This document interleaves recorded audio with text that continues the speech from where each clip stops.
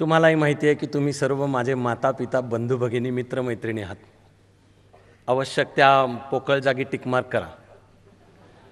अशा सर्व माता पिता बंधू भगिनी आणि मित्रमैत्रिणींनो, आणि आज आधीपासून जे थोडे आलेले असतील, खरं म्हणजे गेले सर्व दिवस, त्यांना सर्वांना मराठी संस्कृतीचं वैभव पाहायला ऐकायला मिळत असणार आहे आधीच्या अर्ध्या तासात. ती आम्ही काळजीपूर्वक केलेली योजना आहे की त्या दिवशीचा विषय कोणता, त्याला सुसंगत अलीकडे करेक्ट 30 मिनटं, त्यातलं 30व्या मिनिटाला कोणतं गाणं संपलं पाहिजे आणि आपला कार्यक्रम चालू झाला पाहिजे. सर्व तऱ्हांच्या वैविध्याने नटलेली आणि तरी एका समान सूत्रामध्ये गुंफलेली आपली मराठी म्हणजेच भारतीय संस्कृती, यावर आपण आज आता 5वा दिवस भेटतो आहोत. आपण संयुक्त महाराष्ट्राच्या निर्मितीनंतर संस्कृतीची वाटचाल हे मुद्दाम 5व्या दिवशी ठरवलं. तो योगायोग नाही आणि असं फासे टाकून आणि उगाच नाही आहे, कारण की संस्कृती आपल्या 5वीला पुजलेली आहे. आपण एरवी 5वीला पुजली आहे. ही संज्ञा फ्रेज आपल्याला वाटतं निगेटिव्ह संदर्भातच वापरतो आपण, गैरसमज आहे आपला.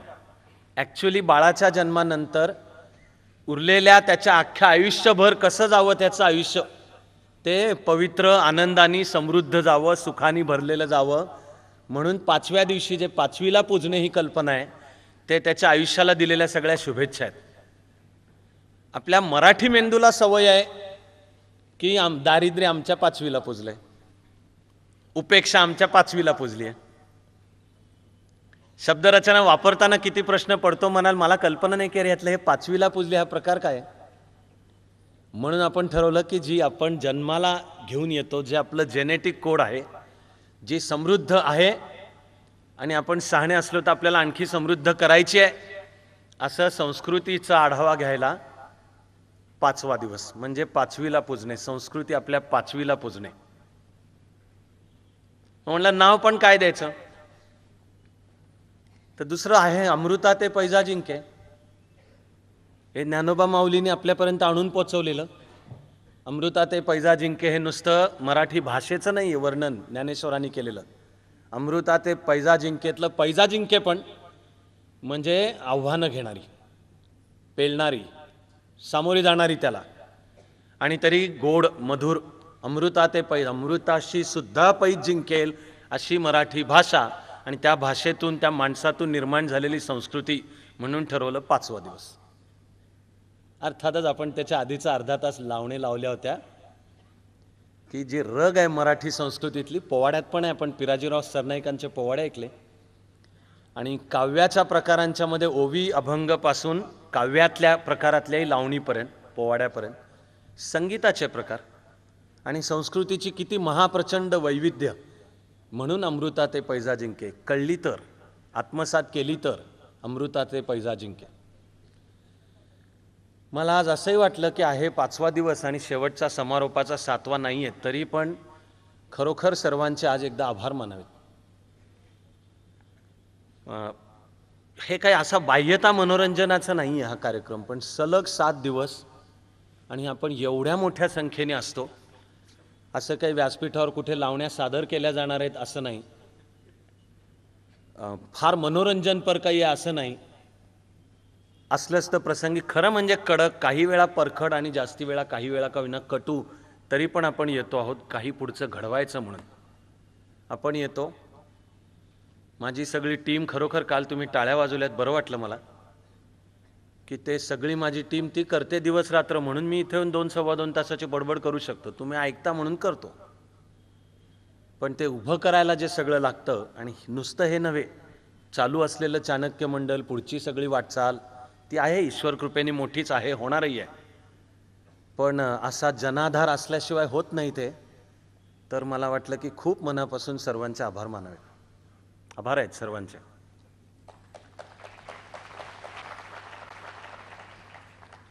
आणि धन्यवाद. आभार मनापासून आहेत. मराठीमध्ये बोलताना हे सांगावं लागतं की आभार मनापासून मानतोय. आणि असे आभार आणि धन्यवाद हे सर्वसाधारणपणे मराठी नाहीच संस्कृती. म्हणजे भाषेचं म्हणून एकेका जे वैशिष्ट्य असतं, फायनेसी ह्याला शब्द पण मी इंग्लिशच वापरतो. फायनेसी जरा नाही म्हणलं तरी ते सगळं इंग्लिशकडे आहे. थँक्यू सहजपणे येतं. थँक्यू. जगभरच्या प्रवासात त्यातही इंग्लिश देशांमधले प्रवास असले, एखाद्या दुकानातनं मला वस्तू घ्यायची आहे, दुकानातला माणूसही हसत असतो, हसतमुख स्वागत करतो. मग मी अमुक म्हणल्यानंतर तो देताना तो थँक्यू म्हणतो, मी त्याचे पैसे देतो, मी पण थँक्यू म्हणतो. खरं म्हणजे विशेष काय होतं आहे, याला थँक्यू कशाला म्हणायचं आहे, पैसे मी देतो आहे, ते काय बोला जादा सांडपणा करतो आहे काय. पण तो पण थँक्यू म्हणतो, मी पण थँक्यू. सॉरी, सॉरीला मराठीत शब्दच नाही. क्षमस्व, दिलगीर आहे, अमुक घडलं त्याच्याबद्दल सरकार दिलगीर आहे, की आपण समजून चालायचं की सरकारला काय वाटत नाही. खरं म्हणजे सरकार निर्लज्जच आहे. एक कानामात्र्या वेलांट्या काहीतरी लिहायचं म्हणून दिलगिरे वगैरे लिहितात. दिलगीर बिलगीर बकवास. पण फायनेसी भाषेची मग ती सॉरी सहजपणे पण येतं. आपल्या मराठी तोंडांमधनं येतच नाही, मग भारतीय तोंडांमधनं त्याहून येत नाही. वर्ल्ड कप जिंकायला टीम गेली आणि पहिल्या राऊंडमध्ये हारून परत आली, तरी कोणाच्या तोंडून सॉरी येतच नाही. रेल्वेचे अपघात झाले, 400 जण मेली, त्यातली 355 भारतीय सैनिक होते, कोणाच्या तोंडून सॉरी नाही. खाणींचे अपघात झाले, भोपाळला 10,000 माणसं मेली, कोणाच्या तोंडून सॉरी नाही. या देशाच्या नेत्याच्या किंवा संस्कृती सॉरी, क्षमा मागणे. माणूस मोठा होतो त्यांनी. इंग्लिशकडे येते एक्सक्यूज मी. त्या भाषेचं म्हणून एक वैशिष्ट्य असतं ना, पुढच्याला काहीतरी म्हणायचं आहे तर सहज एक्सक्यूज मी. एक्सक्यूज मी म्हणल्यावर आपण आपले मराठीत काय एक्सक्यूज मी. पुलंनी एका ठिकाणी म्हणून ठेवलं आहे की इंग्लिशमध्ये जरा तिकडे सरकाव कसं म्हणायचं. इंग्लिशमध्ये जरा तिकडे सरकाव नसतं, मराठीमध्ये एक्सक्यूज मी कसं म्हणायचं. हे हिंदी शैली किंवा उर्दू ह्याच्याकडे सहज दुसऱ्या माणसाशी बोलताना आपण भाऊ भाई साहब असं म्हणतो. कोणी अनोळखी माणूस असेल तरी त्याच्याशी बोलताना आपण भाई साहब, किंवा कोणी स्त्री दिसली नंतर तिचा आचकट विचकट काही बोलतील, पण समोर दिसल्यावर बहनजी म्हणतील. म्हणजे असं वागणाऱ्या माणसाला काय म्हणायचं आहे तो शब्द माईकवरनं बोलण्याजोगा नाही. पण भाई साहब, बहनजी मराठीमध्ये जर आपण कोणाला म्हणलं हे भाऊ, ते मागं वळून गचांडीच पकडल. ए भाऊ कोणाला म्हणतो. आणि ओ ताई वगैरे, ओ ताई, ओ ताई म्हणजे की बाजूला वा. कुणीतरी मराठी व्याकरणकार आणि म्हणजे भाषेचा तज्ज्ञांनी पूर्वी एक मतही व्यक्त करून ठेवलंय की अनुनयाची भाषा, प्रियाराधनाची भाषा मराठीकडे नाहीच आहे. इंग्लिशमध्ये स्वीटी, हनी, डार्लिंग सहजपणे येतात. मराठीमध्ये कोणी जर खरंच बोलताना म्हणायला गेला प्रिये, सखे, ती जोडा काढल. मराठीमध्ये रोखठोक व्यवहार, येते का, जास्ती सांडपाणा नाही, अनुनय वगैरे प्रकारच नाही. आणि गोडवा किंवा कारण आपली समजून म्हणून म्हणावं लागतं की अरे अरे आभारी मनापासून आहे, मनापासून आभारी आहे. मित्रांमध्ये म्हणतो का आपण, दोन मित्र, दोन मैत्रिणी, कोणी मित्र मैत्रीण, माणसं दोन, मराठी माणसं दोन भेटले तर आपण अमुक केले आभारी आहे. आपण मित्रांमध्ये जर आभारी आहे म्हणलो तो वळून म्हणेल नीट बोले, यायला आव्या एवढंच उरलं का आता आमची टिंगल करा, आम्ही बरे सापडलो का याच्याबद्दल. मग म्हणावं लागतं की ते आभारी आहे, मनापासून म्हणतोय की आभारी आहे. आपण आपलं वैभव आहे भाषेचं. मराठीमध्ये समजा उदाहरणार्थ घरामध्ये पोराला जर हाक ऐकू आली, ओ बाजीराव इकडे या, की पोराला माहिती असते आज बिन पाण्याने आपली, ते पोरगं जाते बापासमोर असं उभं राहतंय. स्किल जर त्याच्याकडे असेल कसं वागायचं त्याची, तर ते उभं राहते.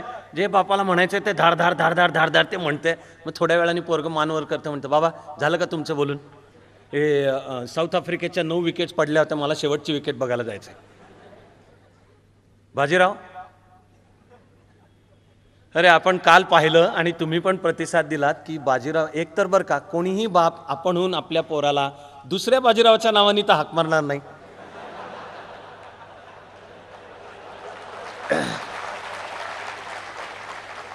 म्हणजे सगळं मिळून उरेल पहिला बाजीरावच ना, थोरले बाजीराव. मग तो गौरव आहे की हो थोरल्या बाजीरावच्या नावाने हाक मारलं जाणं. त्याचे आपण करून ठेवलं शिवीत रूपांतर की बाजीराव, की ते बाजीराव बिन पाण्याने करून घ्यायला येत आहे. शिव्या द्यायला मराठी एवढी पॉवरफुल भाषा नाही दुसरी. भारत आता माझा जगामध्ये बऱ्यापैकी होतो प्रवास, त्या भाषेतल्या माणसांशी बोलायची पण संधी मिळते. आणि आता जगभर असले तर ज्या भागात जाणार त्याची थोडी भाषा मी चाळून जातो. मी तुम्हाला माझा नम्र दावा करू शकतो की शिव्या द्यायला तर मराठी एवढी तर पॉवरफुल भाषाच नाही दुसरी. जवळात जवळ कोणी येत असेल तर थोडंसं पंजाबी, पण जवळ उत्तेजनार्थ पारितोषिक.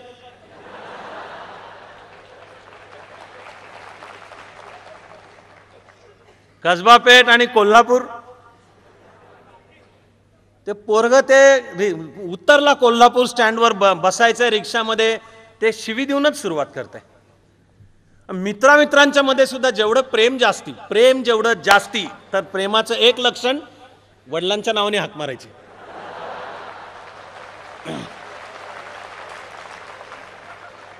ते पण सरळ नाही.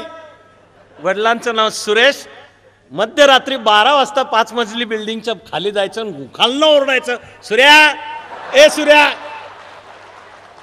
माझ्या एका मित्राच्या वडिलांचं नाव होतं सुरेश. हे आमचे उद्योग. एका रात्री गेलो, खालनं हाका मारल्या, त्याच्या वडिलांनी उघडलं दार, खिडकीतून डोकावून, आणि वरनं म्हणले, सुरेश नाहीये, अभय बोलतोय, चालेल का?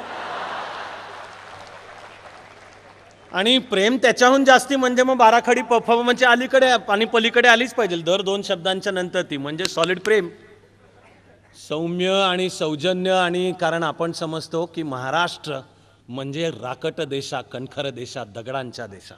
कविश्रेष्ठ गोविंदाग्रज सांगून गेले आपल्याला. कारण आपल्याला रक्ताच्या कणाकणात वाटतं मर्दानगी, पौरुषाने भरलेला पराक्रमी.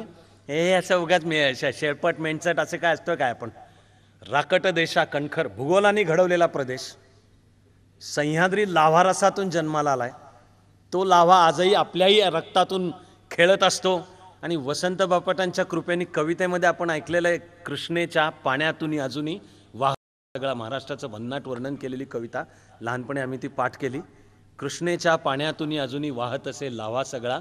आम्ही 77 साली आंध्र प्रदेशमध्ये वादळ झालं म्हणून कार्यकर्ते म्हणून मदतीला तिथे गेलो. कृष्णा काठ सगळा. तर मला काम करताना सुद्धा तिथे दिवस रात्र आठवणारी ओळी, कृष्णेच्या पाण्यातून अजूनही वाहत असे लाव्हा सगळा. महाराष्ट्राचं जे सातवाहन घराणं, त्याचं नाव आंध्रभृत्य. इतिहासतज्ञांमध्ये चर्चा आहेत की आंध्रभृत्य म्हणजे आंध्र प्रदेशातले होते. तर काही इतिहासतज्ञांचं म्हणणं आहे की आंध्रभृत्य हे इथे आंदरमावळ, आत्ता आपण ज्याला इथे आंदरमावळ, मावळ मुळशीतलं आंदरमावळ, त्यांचं मूळ घराणं तिथलं होतं. काही वाद असले तरी मला वाटत आलं की कृष्णेनी पण महाराष्ट्र आणि आंध्र प्रदेश जोडलेला आहे आणि महाराष्ट्राने उभा देश जोडायचा आहे. पण अंतःकरणातनं वाहत असलेली सुद्धा मग कविता, कृष्णेच्या पाण्यातून अजूनही वाहत असे लाव्हा. तो लाव्हा आपल्या स्वभावातून वाहतो, आपल्या भाषेतून वाहतो, सार्वजनिक जीवनातून वाहतो. तो लाव्हा चांगल्या कारणांसाठी व्हायला आपण सर्व दुष्ट जाळून खाक करण्याची ताकद आपल्यात आहे. पण तोच लाव्हा जर एकमेकांवरच उलटला तर आपण एकमेकांनाही खलास करण्याची ताकद आहे. काय करायचं आपण ठरवायचं. पण आपल्याला भाषेपासून सर्वत्र की हा भूगोलाने घडवलेला, त्याला इतिहासाने भर घातलेली खरी वस्तुस्थिती आहे की जमीन अशी काही फार उपजाऊ आहे, पिकाऊ आहे असं नाही आहे चित्र. त्यातनं जगायचं असेल तर भयंकर कष्ट करावे लागतात. त्यामुळे कायम मराठी माणूस 2300 वर्ष ऐकावं तो काटक, चपळ, खरं म्हणजे फिट, स्वाभिमानी स्वभाव पण त्यातनं घडतो. गावाकडनं आत्ता परवापर्यंत गरिबाची पोरं शहरात शिकायला पण यायची. पण आईबापाचे संस्कार असतात की कोणाचं काय फुकट घ्यायचं नाही, मिंध नाही व्हायचं कोणाचं. आपण गरीब असू पण गरीब म्हणजे लाचार नाही होत. आणि मग शिकण्याची सुद्धा पद्धत असेल तर होती वार लावणे नावाची पद्धत, संस्कृती. फुकट घ्यायचं नाही कोणाचं काही. तर मी तुमच्या घरी आज विहिरीतलं पाणी काढून देतो, मग मला जेवायला द्या. तुमची लाकडं फोडून देतो, तुझी गुरं चारायला घेऊन जातो, शेतामध्ये काम करतो, नांगर चालवतो, कोळपणी खुरपणी करतो. पण पोरा कोणाचं काय फुकट घ्यायचं नाही. आपण त्याला रामशास्त्री प्रभूने बाणा पण म्हणतो. आणि कोणासमोर कारण नसताना झुकायचं नाही, बिचकायचं नाही. आणि वंदन करायचं असेल तर भले तरी देऊ कासेची लंगोटी. ते मी माईकवरनं बोलतोय म्हणून कासेची म्हणालो. तुकोबारायांच्या मूळ अभंगातही शब्द कासेची नाही, तो नंतर भेटा मला. तो जरा जास्ती कडक आहे. वेगळ्या मानवी अवयवाचा उल्लेख आहे आणि तो स्ट्रेट मराठीतला जो शब्द आहे तोच मूळ डायरेक्ट आहे. मी आपलं माईकवरनं बोलतोय. मी थोडासा सभ्य असल्याचा गैरसमज तुमचा होणं आवश्यक आहे. अजून 2 दिवस तरी म्हणून भले तरी देऊ कासेची लंगोटी नाठाळाचे माथी हाणू काठी आणि आम्ही विष्णुदास मेणाहुनी मऊ पण मग तुका म्हणे ऐशा नरा मोजोनी मारावे पैजारा हे भरलंय आपल्या स्वभावामध्ये आणि संस्कृतीमध्ये. कारण तो भूगोलाने घडवलेला इतिहासाने घडवलेला जन्माला येताना तो वारसा आपण घेऊन येतो म्हणून आपल्याला वाटत राहू शकतं मराठी म्हणजे राकट देशा कणखर देशा दगडांच्या देशा. आपण विसरतो की ह्या गाण्यातली हे महाराष्ट्र गीत आहे ह्यातली पुढचीच ओळ नाजूक देशा कोमल देशा फुलांच्याही देशा अशी ओळ आहे. ते आहे महाराष्ट्रापाशी. ज्ञानोबा माऊलीची सुद्धा ज्ञानेश्वरी बाकी अध्यात्मावर कोणी विश्वास ठेवेल न ठेवेल गोष्ट वेगळी. माझा आहे माझी श्रद्धा आहे आणि माझं असं अभ्यासातून म्हणणं पण आहे की अध्यात्म विचार विज्ञाननिष्ठ आहे. तेव्हा बौद्धिक चिकित्सेची अजिबात काळजी करण्याचं कारण नाही. उलट बौद्धीने चिकित्सा केलीच पाहिजे. पण कोणाला नसेल मान्य कोणाला ऐहिक विचार मान्य असेल कोणी मार्क्सवाद म्हणेल काय हरकत नाही आहे. साधं शब्द कळा आणि त्या शब्दांचा जो गोडवा आहे त्यासाठीचं सुद्धा ज्ञानेश्वरी पासूनची सर्व आहे. परवापर्यंत मी मराठी भाषा आणि भाषेचा एक उत्कृष्ट आविष्कार असतो काव्यामध्ये तर मी मराठी काव्याचं वर्णन करायचो ज्ञानेश्वरापासून ग्रेसपर्यंत. आता ते वर्णन बदलायला मला आनंद आहे पण जमेल त्यावेळेला ग्रेसच्या कविता वाचा. समजावून घेण्याच्या फंदात पडू नका. ग्रेसची कविता समजल्याचा जो दावा करतो तो येडा आहे. ग्रेसना आवडत नाही म्हणलेलं की दुर्बोध आहे. ग्रेस जी ए कुलकर्णींचं उदाहरण देतात ते आजच्या आपल्या गोष्टीमध्ये येणारही आहेत पण कमाल कविता. मराठी भाषेकडे इतका विलक्षण गोडवा आहे लयबद्धता आहे तर ह्याला ज्ञानेश्वरापासून ग्रेसपर्यंत. आता मला म्हणायला आनंद आहे की ह्या वर्णनातले शब्द बदलले पाहिजेत. आता मराठी भाषा तिचा सर्वोत्कृष्ट आविष्कार म्हणजे काव्य याचं वर्णन ज्ञानेश्वरापासून संदीप खरेपर्यंत असं करावं लागतं. माझ्या म्हणण्याचा अर्थ आहे की तरुणांच्या मध्ये सुद्धा मराठी भाषा त्याच ताकदीची तो सगळा वारसा शिकलेली पेललेला संदीपला तर मी वैयक्तिक इतका जवळनं ओळखतो की थेटच माहिती आहे मला. आणि अगदी ज्या मुलांचं शिक्षण इंग्लिश मिडियममधनं होतं आहे त्यांना सुद्धा मराठी भाषेकडे मराठी काव्याकडे ओढ लावेल आणि समजतील ते शब्द असं कर्तृत्व करण्याची ताकद. तेव्हा राकट देशा कणखर देशा दगडांच्या देशाही आहे पण नाजूक देशा कोमल देशा फुलांच्याही देशा हे पण आहे. किंबहुना मानवी जीवनाच्या सर्व क्षेत्रांमधल्या निर्मितीची क्षमता ही मराठी संस्कृतीची ताकद आहे. साठोत्तरी म्हणजे 1960 नंतर तिची वाटचाल कशी झाली आणि ती संस्कृतीच्या सर्व क्षेत्रांच्या मध्ये म्हणून आपण 5वीला पूजायला निवडली. समर्थांची जी एक ओळ आहे पहिले ते हरिकथा निरूपण दुसरे ते राजकारण तिसरे ते सावधपण सर्व विषयी. हे मानवी जीवनामध्ये कोणत्या गोष्टीला किती महत्त्व आहे स्थान आहे ते त्यांनी पहिले ते हरिकथा निरूपण. तर पुन्हा मला म्हणायचे की हरिकथा निरूपण म्हणजे केवळ अध्यात्म विचार नाही. मुळामध्ये अध्यात्म विचार इतका सर्व व्यापक आहेच की ते पहिले जीवनातलं पहिलं पण मग त्यामध्ये सगळी संस्कृती येते. तुम्ही महाराष्ट्र म्हणजेच भारत त्यातली कला शास्त्र साहित्य नृत्य नाट्य संगीत चित्रकला चित्रपट कुठलंही क्षेत्र पहा अध्यात्म जर वजा केलं तर उरतच नाही काही. अलीकडे काही विचारवंत तुकारामाला की हा एक समाज परिवर्तनाचा अग्रणी होता हातात सोटा घेऊन उभा तर होताच तुकोबाराय असे होतेच पण काही विचारवंत तुकारामाला विठ्ठल बाजूला काढून मांडायचा प्रयत्न करतात. त्यांना बहुधा तुकाराम मार्क्सवादी होता म्हणायचं असेल. विचारांचं स्वातंत्र्य आहे त्याचंही स्वागत केलं पाहिजे कारण त्यानिमित्ताने एक नवाच तुकाराम वाचायला मिळतो. पण म्हणतो वाचला काळजीपूर्वक. मला कायम वाटत आलं की यांना एवढं जर कळत नसेल की Tukaram minus Vithoba is equal to 0. जोपर्यंत तो विचार समजत नाही अध्यात्माचा सुद्धा आणि तुका आकाशा एवढा का होतो की जो तुका कालपर्यंत म्हणत होता की धन्याचा हा माल फोडिले भांडार धन्याचा हा माल मी तो हमाल भारवाही. त्याच तुकारामाचा आत्मविश्वास कुठपर्यंत जातो तर एक म्हणजे अणुरेणी या थोकडा तुका आकाशा एवढा. आणि कोणतरी विचारलं की हे तुमचं काय शिक्षण झालेलं नाही का वेदांचं संस्कृत भाषेचं पण तुकोबाराय मांडताय ते सगळा तो वेदांपेक्षा मोठा आहे हे तुम्हाला जमतं कसं काय.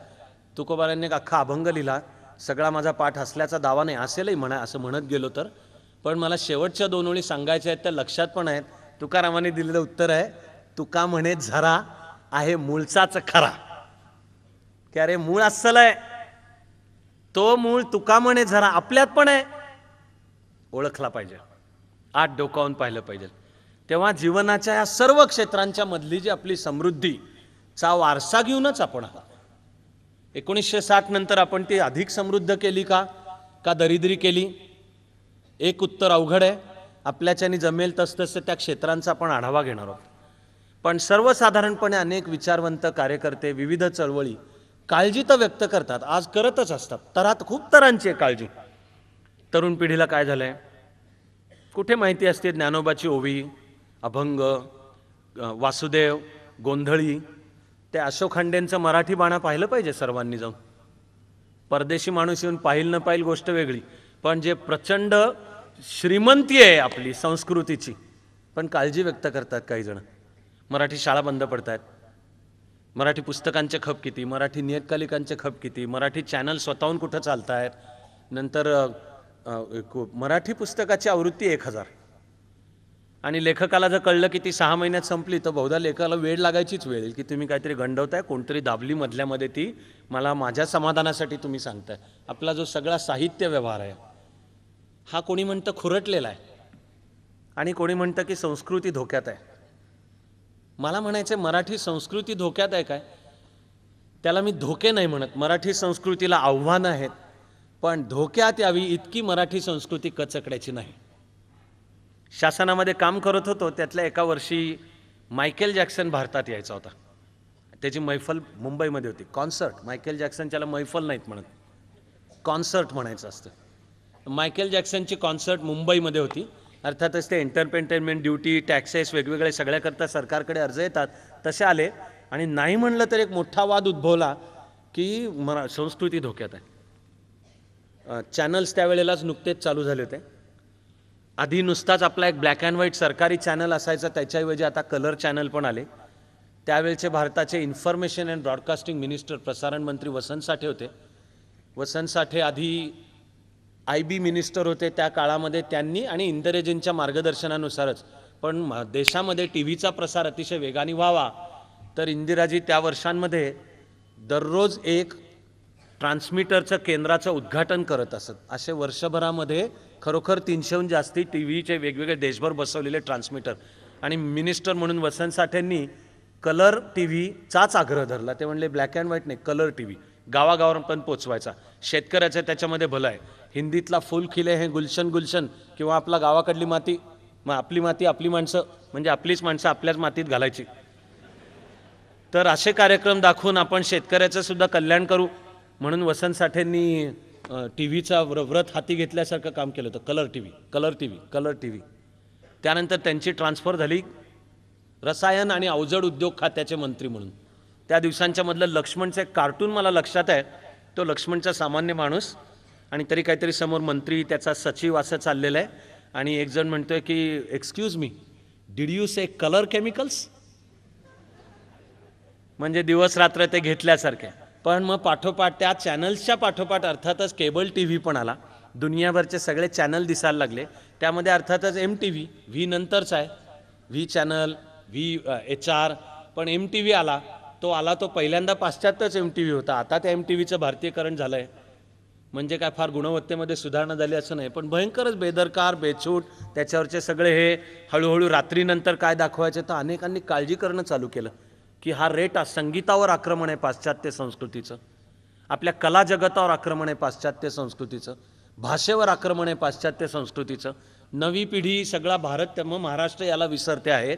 आणि हे सगळं आम्ही एका नियतकालिकानी एक कव्हर स्टोरी केली होती त्याच काळामध्ये.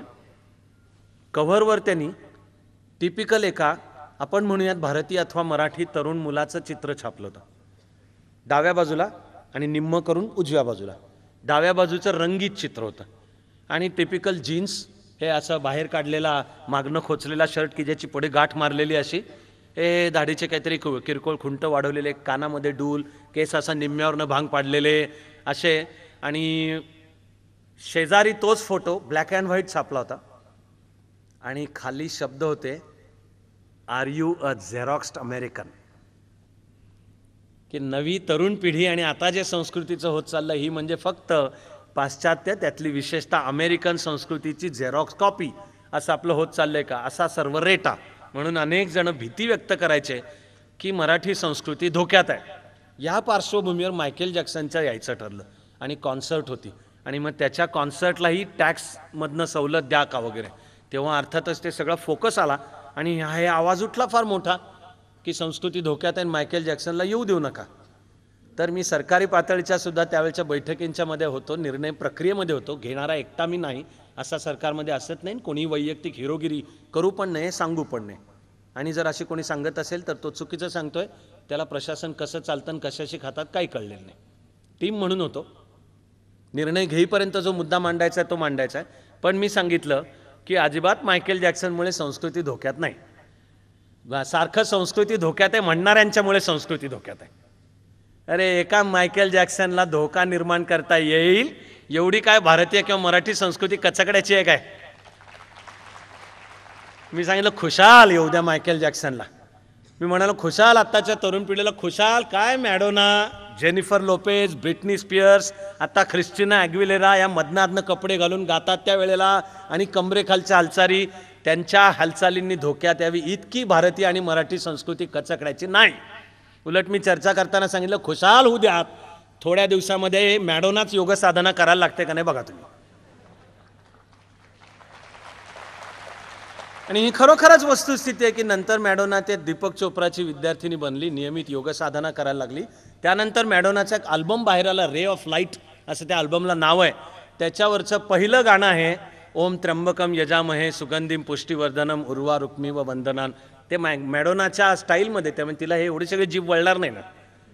तिने इंग्लिश उच्चाराची स्टाईल अमेरिकन आहे पण ह्यानी सुरुवात आहे आणि मॅडोनाच्या हातावर ओम आहे आणि असं पांढरं शुभ्र बर्फाळ प्रदेश, त्याच्यामध्ये मॅडोना फॉर अ चेंज पूर्ण कपड्यांमध्ये सुद्धा.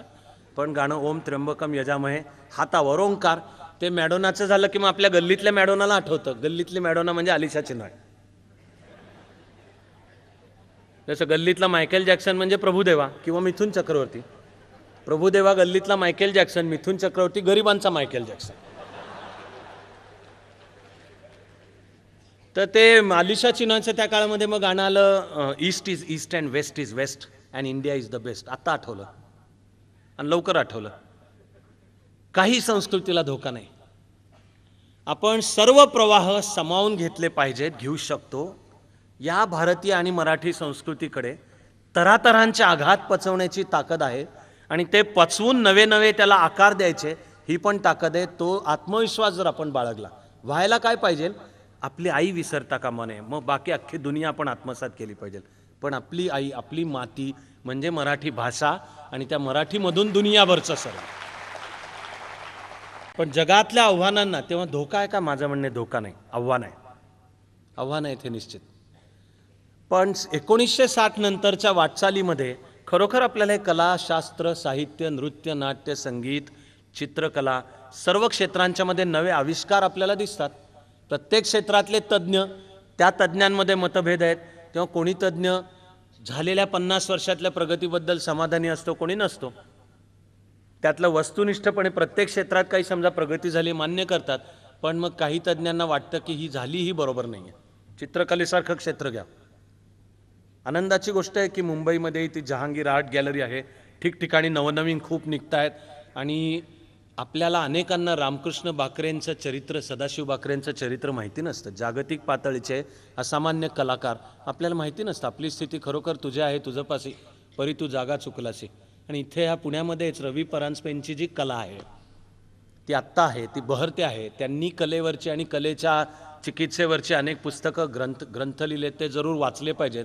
पण गेल्या 50 वर्षात मराठी प्रतिभेनी खरोखर असं क्षेत्र सोडलेलं नाही की ज्यामध्ये कर्तृत्व नाही दाखवलेलं. नाविन्य म्हणजे आपली परंपरा, आपली माती सांभाळू, तरी जगातलं सर्व घेऊ शिकू आणि त्याचं सिंथेसिस करून नवे आकार. त्याला आव्हानं जरूर आहेत समोर उभी राहणारी. म्हणजे वाटतं तितकं सोपं नाही. मी चित्र गुलाबी अजिबात रंगवत नाही आहे, पण जे न्यूनगंड निर्माण करतात अनेक जण की हे आपलं सगळंच खराब, आपलं सगळंच खुरटलेलं जिथे आहे तिथे खुरटलेलंच. पण नाही आहे सगळं. आपली मुळातली आपण श्रीमंत आहोत. बडे घर आणि पोकळवासा झालंय का हे पण शोधलं पाहिजे. पण ती श्रीमंती सार्थ लक्षात घेऊन नवी श्रीमंती निर्माण करण्याकडे गेलं पाहिजे हा संस्कृतीचा प्रवास. तो आपल्याला फार छान घडताना दिसेल नाट्यसृष्टीमध्ये. मराठी माणसाचं पारंपरिकरित्या सुद्धा वर्णन केलं जातं की मराठी माणूस नाटकवेडा आहे. आधुनिक भारतामध्ये सुद्धा नाट्यसृष्टी जी निर्माण झाली नाटक, मग त्याची परंपरा फार वेदांच्या पर्यंत सुद्धा जाऊन भिडते. वेदांच्या मधला यम यमीचा संवाद हा जणू नाट्याचा पहिला आविष्कार. आणि मग भरतमुनीचं नाट्यशास्त्र ते मग स्वातंत्र्यपूर्व काळामध्ये सुद्धा बहरलं नाट्य. गोविंद बल्लाळ देवळ, अण्णासाहेब किर्लोस्कर, कृष्णाजी प्रभाकर खाडीलकर, आणि स्वातंत्र्याची त्याला जोड मिळाली. मराठी नाट्याचं कायम हे वैशिष्ट्य दिसेल की त्यांनी सर्व प्रकारच्या ज्या लोककला आहेत त्या पण आत्मसात केल्या, आणि तरी त्या त्या वेळच्या जगातले जे मुख्य प्रवाह असतील ते पण मांडून त्याला मराठी जाणीवांचे आकार दिले.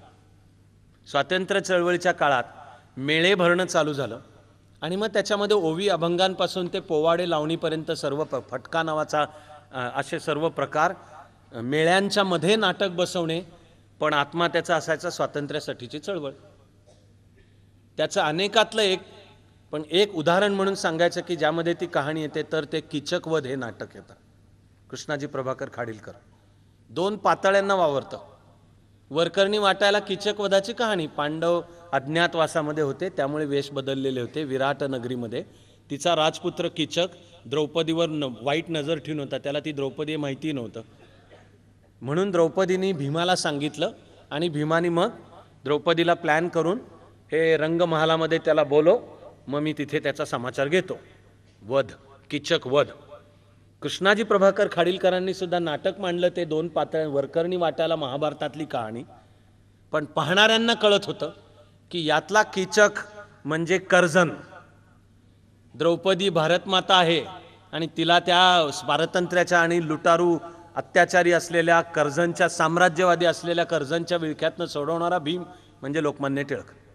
लोकांपर्यंत तो मेसेज बरोबर पोचायचा. राजकीय, सामाजिक, नुसती मराठी नाट्याची वाटचाल जरी पाहिली आपण तरी मनोरंजनासहित, आणि तरी दिसेल की काल मराठी नाट्य मधला अवदसेचा काही काळ आपण तो पाहणार आहोत. तो सोडता पुन्हा ऊर्जितावस्थेमध्ये येऊ लागलेली मराठी चित्रपटसृष्टी ही नेहमी वेगळ्या वाटा चोखाळते. हे असं घिसेपिटे झापडं लावलेलं आणि केवळ मनोरंजनपर, आणि मग त्या मनोरंजनाच्या नावाखाली काहीतरी थिल्लर दाखवा, आणि मग काहीतरी अर्थपूर्ण दाखवा, म्हणजे ते बोर आणि चौकोनी नाही दाखवा. हा कलेचा समतोल साधावाच लागेल.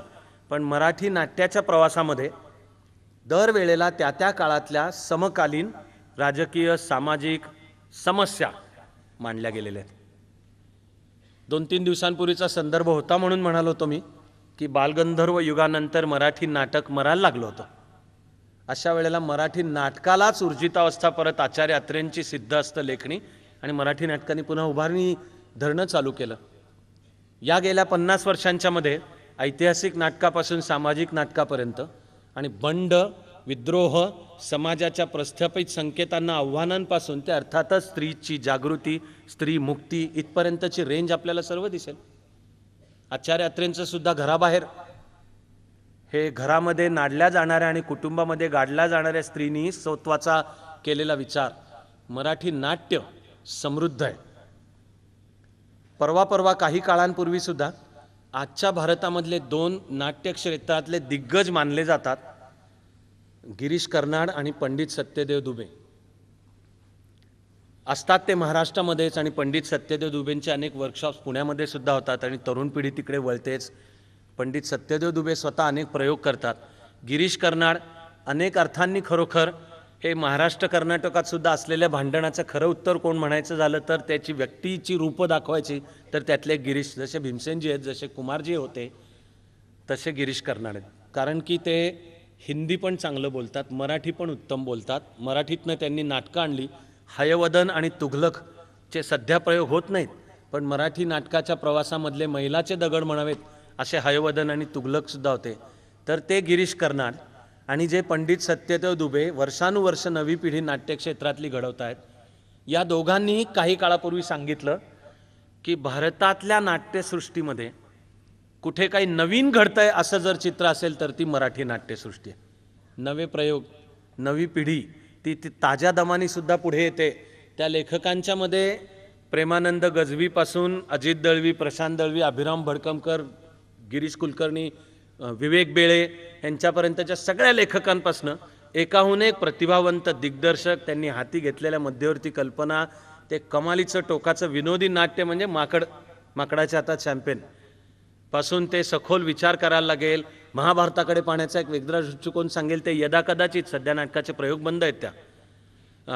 एरवी जे व्यंग दुःखाचा विषय तो पण घेतला आणि त्यातनं लय धमाल करून दाखवली. अशी सही रे सही, व्यंगाचा नाही, सही रे सही ही मराठी नाटकाची समृद्ध परंपरा तेव्हापासून आजपर्यंत सुद्धा चालू राहते. एक वसंत कानेटकरांचा जमाना, त्यावेळेला नाट्यसंपदा, गोवा हिंदू असोसिएशन, तिथपासून ते मग प्रोग्रेसिव्ह ड्रॅमॅटिक भालबा केळकरांच्या नेतृत्वाखालची, मग थिएटर अकॅडमी, जब्बार पटेल यांच्या मार्गदर्शनाखाली आधी नाटकं आणि नंतर चित्रपट. जब्बार पटेल यांचं आणि अमोल पालेकर यांचं नाव 2-3दा येणार आहे. आणि दोन्ही प्रतिभावंत कलाकार, दिग्दर्शक, यातला अमोल पालेकर स्वतः प्रतिभावंत अभिनेता पण आहे. ह्यांनी ह्या सर्व क्षेत्रांच्या मधले प्रयोग केले, मैलाचे दगड घडवले. आपल्याला माहिती नसतं की जगातला जो क्रमांक 1चा फिल्म फेस्टिवल मानला जातो फिल्म जगतामध्ये, कान म्हणजे फ्रान्समधलं, कानच्या फिल्म फेस्टिवलमध्ये गेली वर्षानुवर्ष सरासरी एक सेशन अमोल पालेकरांचे चित्रपट यावर असते. इथे आपल्याला कदाचित काही वेळा माहिती असतं नसतं. पॉप्युलॅरिटी आणि कलेला असलेली मूलभूत कॉन्ट्रीब्युशन या वेगळ्या गोष्टी, पण मराठी नाट्यसृष्टी समृद्ध, तिथे नवे नवे प्रयोग होतात. आणि हे गिरीश कर्नाड आणि पंडित सत्यदेव दुबे यांच्यासारख्या सुद्धा व्यक्ती जे सांगतात की नवं जर काही घडतं तर आधी ते मराठी नाट्यसृष्टीत घडतं. मला सुद्धा एका टप्प्यापर्यंत आणि ती विविध नाटकं पाहणे आणि ह्या नाट्यसृष्टीतल्या सुद्धा अनेक व्यक्तींशी वैयक्तिक माझे जवळनं, ते केवळ शासनात होतो म्हणून नाही, आधीचा सुद्धा कार्यकर्ता, नंतर सुद्धा आहेत. मला ह्या सगळ्यांच्याबद्दल सुद्धा प्रेम पण आहे आणि जवळजवळ एक अभिमान आहे म्हणत आलो मी की मराठी नाट्यसृष्टी समृद्ध आहे, नवे नवे प्रयोग करते. भारतभरामध्ये नाट्यसृष्टीवर नवीन काही घडतं तर आधी ते ॲक्च्युली भारतातले अनेक प्रतिभावंत कलाकार, बंगालची नाट्यसृष्टी समृद्ध आहे, कर्नाटकची नाट्यसृष्टी समृद्ध आहे. आणि आता ही वस्तुस्थिती की हिंदीसुद्धा नाट्यसृष्टी, तिचं मुख्य केंद्र दिल्ली आहे, ही समृद्ध होत चाललेली आहे. बादल सरकार, कितीतरी नाव, मोहन राकेश, आणि नंतरच्या काळामध्ये मराठीमधली सुद्धा काही नाटकं मूळ लेखक बादल सरकार भाषांतर करून मराठीत आणली, मूळ लेखक मोहन राकेश भाषांतर करून मराठीमध्ये आणली. तर हा देवघेवीचा साहित्यातला व्यवहार सर्व दिशांनी अर्थातच चालावा. हिंदी नाट्यसृष्टीसुद्धा अतिशय वेगाने पुढे येते. तरी ते सर्वजण मराठी नाट्यसृष्टीकडे पाहत असतात की इथे काय चाललंय, नवीन काय चाललंय.